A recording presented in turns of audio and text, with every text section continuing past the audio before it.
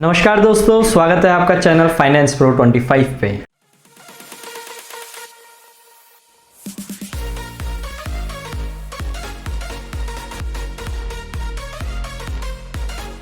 आज हम डिस्कस कर रहे हैं ई-वे बिल के बारे में। ई-वे बिल में आपको पूरा बताने जा रहा हूं कि ई-वे बिल कब जनरेट होता है, कौन जनरेट करता है, कैसे जनरेट करेगा और अदर क्या लाइबिलिटी है, कब आपको जनरेट नहीं करना है, सब कुछ अपन ई-वे बिल के बारे में आज डिस्कस करेंगे इस वीडियो में।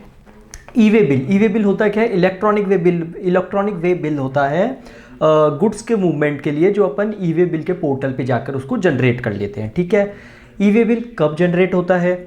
जब भी मूवमेंट ऑफ गुड्स हो रहा है व्हीकल से या कन्वेंस से जिसमें इनवॉइस का वैल्यू 50,000 से ऊपर है। 50,000 तक है तो नहीं करना, 50,000 के ऊपर जा रहा है तो आपको ई-वे बिल जनरेट करना है।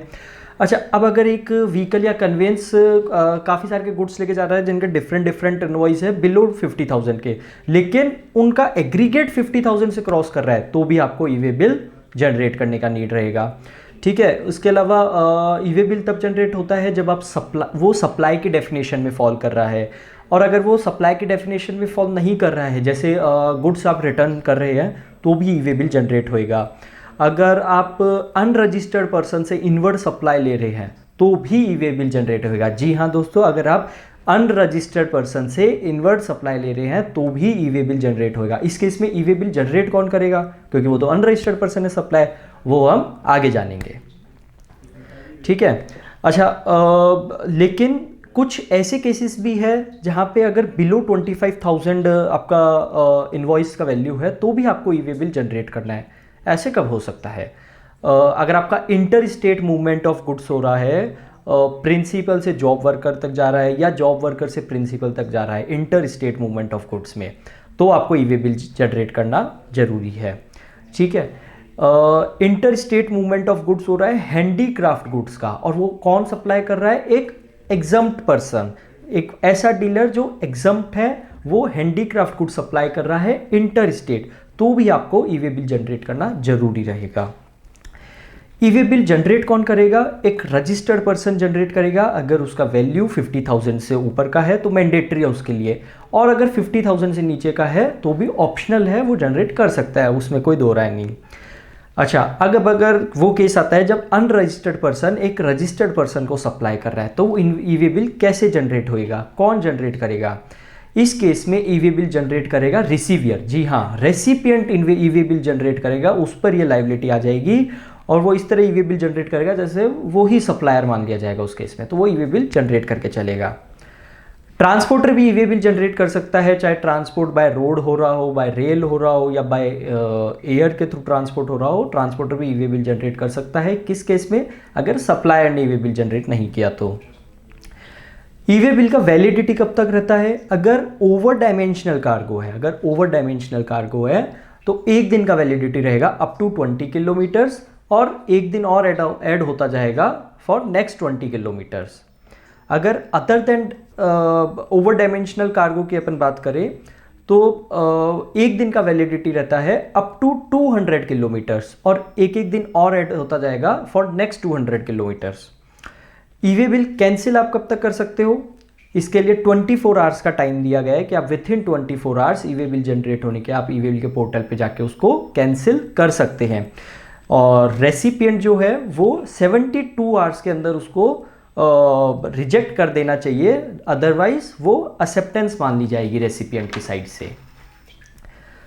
अच्छा, अब कुछ ऐसे केसेस अपन डिस्कस करते हैं जब ई-वे बिल का रिक्वायरमेंट ही नहीं रहेगा, इररेस्पेक्टिव ऑफ वैल्यू। अगर आपका जो गुड्स ट्रांसपोर्ट हो रहा है वो नॉन मोटर व्हीकल से हो रहा है, नॉन मोटर व्हीकल से अगर आपका गुड्स ट्रांसपोर्ट हो रहा है तो आपको ई-वे बिल की कोई आवश्यकता नहीं है। गुड्स जो है वो कस्टम क्लियरेंस के लिए ट्रांसपोर्ट हो रहा है तो आपको ई-वे बिल की ज़रूरत नहीं है, जैसे कस्टम पोर्ट से जा रहा है या एयरपोर्ट से जा रहा है कस्टम क्लियरेंस के लिए, एयर कार्गो से जा रहा है इनलैंड कंटेनर डिपो तक या कंटेनर फ्रेट स्टेशन तक, तो ई-वे बिल की ज़रूरत नहीं पड़ेगी अगर वो कस्टम क्लियरेंस के लिए गुड जा रहा है तो। और कब नहीं ज़रूरत पड़ेगा अपने को ई-वे बिल का? जब गुड्स कस्टम सुपरविजन में या कस्टम की सील में ही ट्रांसपोर्ट चल रहा है तो भी ई-वे बिल का कोई नीड नहीं रहेगा। उसके अलावा अगर ट्रांजिट कार्गो ट्रांसपोर्ट हो रहा है नेपाल तक या भूटान तक, या नेपाल या भूटान से कोई ट्रांसपोर्ट होके आ रहा है तो भी ई वे बिल का कोई रिक्वायरमेंट नहीं रहेगा। अगर एम्प्टी कार्गो कंटेनर्स ट्रांसपोर्ट हो रहे हैं तो भी उस केस में ई वे बिल की आपको नीड नहीं है। और इसके अलावा अगर कंसाइनर जो है वो वेट ब्रिज तक गुड्स को लेके जा रहा है, डिलीवरी चालान है उसके पास, और वेट ब्रिज का डिस्टेंस अप टू 20 किलोमीटर्स तक हो सकता है, या फिर वो वेट ब्रिज से वापस अपने बिजनेस प्लेस पे गुड्स को लेके जा रहा है। वेट ब्रिज का जो कांटा होता है ना, तोड़ने के लिए लेके जाते हैं, वहाँ तक लेके जा रहा है, 20 किलोमीटर तक अलाउ है डिलीवरी चालान के साथ, उसको ई वे बिल का रिक्वायरमेंट नहीं रहेगा। अब अगर गुड्स ट्रांसपोर्ट हो रहे हैं थ्रू रेलवे, और जो कंसाइनर है, जो हमारा सेंडर है, वो कौन है, सेंट्रल गवर्नमेंट है, स्टेट गवर्नमेंट है, या लोकल अथॉरिटी है, तो भी ई वे बिल का रिक्वायरमेंट नहीं रहेगा अगर वो रेलवे के थ्रू ट्रांसपोर्ट हो रहा है तो। इसके अलावा एक केस और देखते हैं कि अगर आप एग्जम्प्टेड गुड्स ट्रांसपोर्ट कर रहे हैं जो सप्लाई के डेफिनेशन में ही फॉल नहीं कर रहे, जो एज पर शेड्यूल 3 सप्लाई नहीं माने जा रहे, अगर आप एग्जम्प्टेड गुड्स ट्रांसपोर्ट कर रहे हैं तो भी ई वे बिल जनरेट करने का आपको कोई रिक्वायरमेंट नहीं है। अब ऐसा भी कभी होता है कि आप ई वे बिल जनरेट ही नहीं कर सकते, आपको ब्लॉक कर देगी गवर्नमेंट कि आप ई वे बिल जनरेट ही नहीं कर सकते, उससे आपका बिजनेस पूरा ठप हो सकता है। तो ऐसा कभी ना होने दे। ऐसा कब होता है, तब अपनी रिटर्न फाइल नहीं करी, आपने GSTR फाइल नहीं करी 2 कॉन्जिक्यूटिव पीरियड्स तक, वो चाहे मंथली में फॉल कर रहे हो आप या क्वार्टरली में फॉल कर रहे हो, तो आपको सरकार ई वे बिल पोर्टल पे आपको ब्लॉक कर देगी, उसके बाद आप अपना ई वे बिल जनरेट ही नहीं कर पाओगे। तो ऐसा होने से बचे। ई वे बिल जनरेट करने के लिए अपने को क्या क्या डॉक्यूमेंट रिक्वायर्ड होता है, अपने को इनवॉइस चाहिए होगा, बिल ऑफ सप्लाई या चालान चाहिए होगा। अगर आप रेलवे के थ्रू ट्रांसपोर्ट कर रहे हैं तो ट्रांसपोर्टर ID या ट्रांसपोर्ट डॉक्यूमेंट नंबर, डेट चाहिए होगा डॉक्यूमेंट पे, या अगर आप रोड के थ्रू ट्रांसपोर्ट कर रहे हैं तो ट्रांसपोर्टर ID या व्हीकल नंबर, ये आपको रिक्वायरमेंट रहेगा ई वे बिल जनरेट करने के लिए। वैल्यू अपन ने डिस्कस किया ही है कि अगर मोर देन 50,000 का इन्वॉइस है तो ई वे बिल जनरेट करना मैंडेटरी है।